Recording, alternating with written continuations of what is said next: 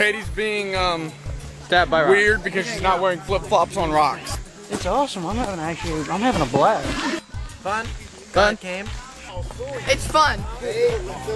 Team Cup Beard. Hashtag Team Cup Beard. Team Cup Beard. Camp is fantastic. David Zen. Lives were changed.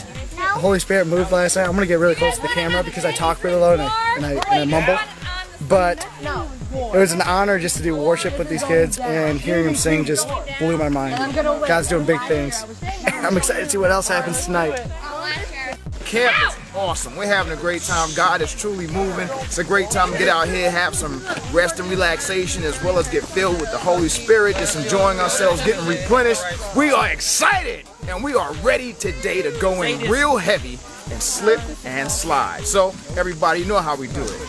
Get ready, get laced, get strapped in, and let's do it big for the kingdom. You know. Salute. So at camp this weekend, or I guess a few weekends ago, it really impacted me seeing all the kids really come to Jesus, and just, one moment I really remember is all the kids falling to their knees during a worship set, and being on the drums. That just really, it really made an impact on my life.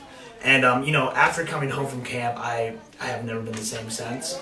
Right now my family is kind of going through a divorce, which is kind of ironic because I'm like 24 years old, and your family doesn't really usually divorce when you're that old. But just coming home, I had to bring a lot of positive images and messages to my parents, and my mom, it's really rubbed off on her, and she's absolutely loved it, and she's been growing in her faith. And just ever since camp, I've been just bringing all these different testimonies that I've heard, and comparing it to our lives, and it's really helped her a lot.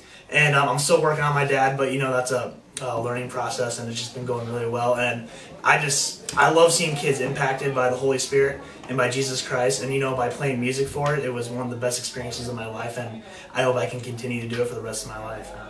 That's my story.